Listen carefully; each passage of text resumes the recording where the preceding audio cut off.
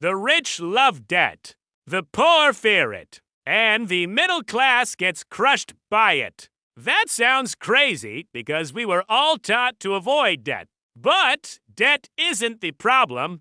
Bad debt is. The wealthy use debt as leverage. That means using borrowed money to control assets that make more money. Poor people use debt to buy liabilities, cars, clothes, phones, vacations. The rich use debt to buy assets, rental properties, businesses, investments.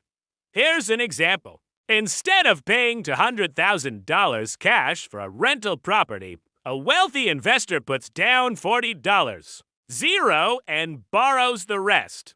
The tenant pays the mortgage. The property goes up in value. And inflation makes the loan cheaper over time. They win three ways. The same thing happens in business. Borrow at 6%, earn 15%, keep the difference. That's smart leverage. Even billionaires use this strategy.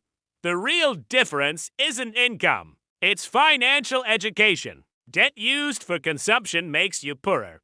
Debt used for investment can make you wealthier. So, the question is simple.